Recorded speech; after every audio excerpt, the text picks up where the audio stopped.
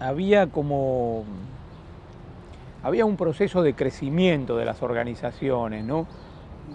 Se fueron multiplicando, digamos, y al calor de ese sentimiento de repudio a la dictadura militar, muchos jóvenes y no jóvenes, mucha gente del pueblo, muchos compañeros querían incorporarse, ¿no?, a la guerrilla. Era, ¿cómo te diré? Era como el escalón más alto, como decía el Che, ¿no? El escalón más alto era ser revolucionario, participar de la lucha armada. A un poeta, a un escritor, a un pintor, lo único que se le pedía era que dejara los pinceles para otro día y que empuñara un arma, ¿no? La igualdad entre el hombre y la mujer, se decía, nunca es más igual una mujer a un hombre que detrás de una pistola o empuñando una pistola 45, ¿no? Entonces había como una exaltación de esos valores de lucha, y había un engorde muy grande de las organizaciones. En el caso, por ejemplo, de Montoneros o del Ejército Revolucionario del Pueblo, ese crecimiento hacía que no hubiera ni tiempo ni cantidad de cuadros, digamos, como para contenerlo a toda esa gente que se sumaba. Entonces se cometían también errores o se hacían operaciones que fracasaban y venía mucha gente. Nosotros estábamos presos, así que los recibíamos a todos, éramos los más viejos, ¿no? Y nos contaban un poco, los últimos en llegar, siempre te contaban las últimas noticias de lo que pasaba afuera. Y así vimos que había una sobredimensión de lo militar. Lo militar ocupaba cada vez más espacio, ¿no? Yo una vez dije que parecía como que era cuestión de puntería y no de ideología, ¿no? Porque es verdad, ahí el que hacía más operaciones o que lamentablemente algunos compañeros también caían en las luchas, y entonces los que ocupaban sus puestos, urgidos también porque no había tiempo para otra cosa, porque era necesario continuar la lucha, ocupar el puesto del compañero caído, etc. Bueno, entonces no había tiempo para discutir, no había tiempo para reflexionar, no había tiempo para ver, mirar alrededor dónde estamos parados, ¿no? Entonces se creía que porque las operaciones resultaban exitosas se iba a llegar a vencer al ejército opresor o el ejército, cuando en realidad la lucha era eminentemente política y no iba a poder hablarse de una victoria ni de una derrota si no fuera política. Era impensable creer que íbamos a derrotar al ejército regular, a las Fuerzas Armadas regulares, ¿no? Pero no era impensable pensar que las íbamos a derrotar políticamente, como ocurrió en el 73 con Cámpora y como ocurrió en el 83 con las elecciones que ganó Alfonsín. Ahí en ese terreno era donde nosotros, en el terreno político era donde teníamos que dar la batalla. Y en ese proceso se llevó adelante en un momento un proceso de unificación de las tres organizaciones que eran o asumían el peronismo o eran peronistas, que eran Montoneros, las Fuerzas Armadas Revolucionarias y las Fuerzas Armadas Peronistas. Y creo que las Fuerzas Armadas Peronistas ejercían un cierto ascendiente, digamos, natural, no estoy hablando acá de jefaturas ni nada por el estilo, pero en esa época, al menos año 72, había un cierto ascendiente que llevaba hacia esa clarificación de no privilegiar lo militar, o al menos había instaurado un debate. Y dentro de la FARC había dos compañeros, Olmedo y Villagra, que eran los que más llevaban adelante esta política de acercamiento hacia la FAP y en consecuencia hacia Montoneros, de unificar todo ese espacio peronista, ¿no?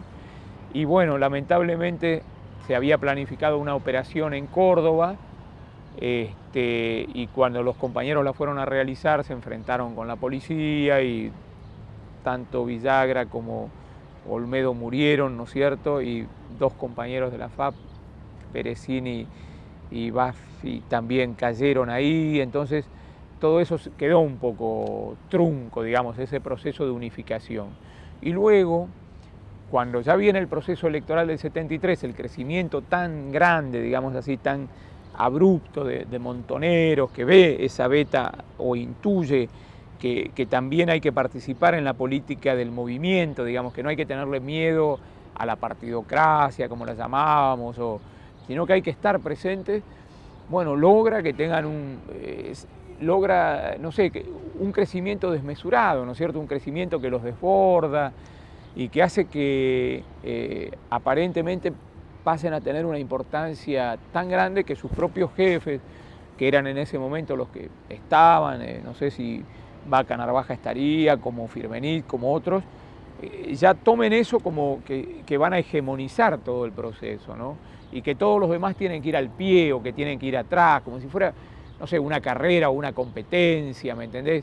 Ah, nosotros hicimos más operaciones, entonces nosotros somos más grandes.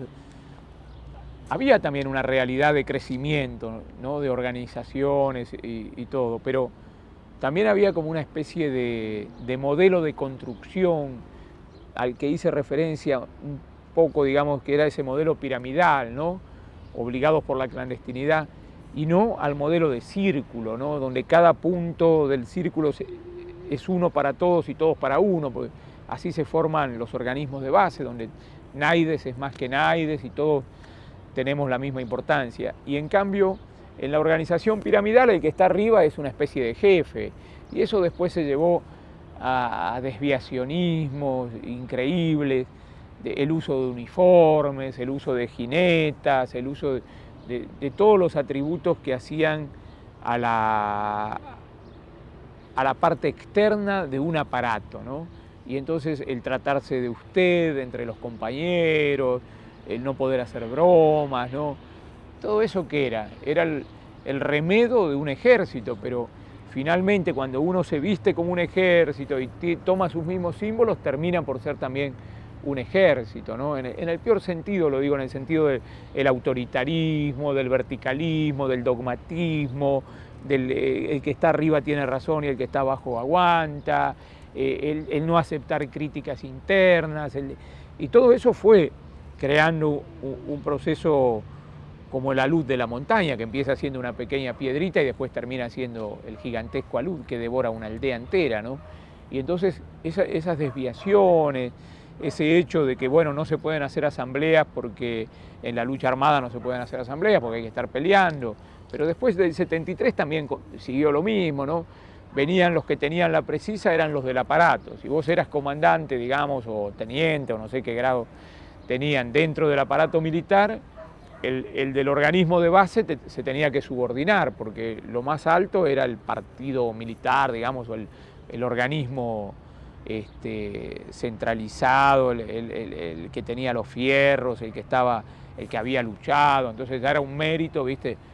No, había un dirigente en esta villa, bueno, pero no, ese dirigente tenía, no importa que era un dirigente natural, que había llevado adelante las luchas del pueblo durante toda su vida, que venía uno que a lo mejor nunca había estado en una villa miseria, pero como era más jerárquico en la organización, pum, le decía lo que tenía que hacer. Eso era ridículo también, francamente.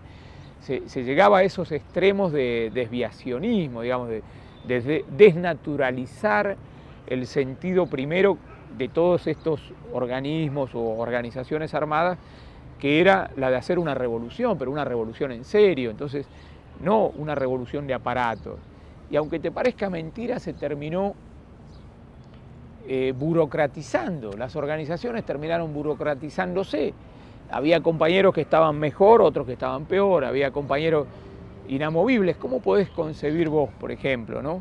Que los mismos dirigentes que conducían la organización en un determinado sentido, 20 años después seguían siendo dirigentes? No puede ser, ¿viste? Se hacían una ducha autocrítica y seguían al frente de la organización. No puede. Entonces nosotros decíamos muchas veces, pero si ustedes ven estas cosas, porque había compañeros que veían y que criticaban, desde Rodolfo Walsh, ¿no es cierto?, que hemos conocido sus papeles, donde criticaba todos esos aspectos, para poner el caso de la organización Montoneros, hasta otros compañeros que se abrían o que trataban de llamar la atención, de tirar la campana de alarma, de decir, che, pero vamos al precipicio por este lado, no, paremos, veamos un poco. Y sin embargo, los que tenían el aparato, los que tenían los fierros, los que tenían la información, los que tenían los contactos, esos terminaban por ser una casta, ¿viste? Por ser una especie de burocracia, tan gris y tan fea y tan triste como la burocracia sindical, la burocracia política. Se les había muerto algo en el interior, que era el fuego revolucionario, ¿no? Y eran hombres que ejecutaban mecánicamente decisiones o que las tomaban y actuaban con un criterio empresarial. Bueno, hemos calculado que en el primer año del golpe va a haber 1000 bajas, 2000 bajas, pero ¿cómo? Esos eran compañeros, eran personas de carne y hueso, insustituibles, eran hermanos, era la juventud maravillosa de la que hablaba el general, y se hablaba así en términos empresariales, de decir, bueno, no importa, pero después vendrá la contraofensiva y después... Era increíble todo eso, ¿no?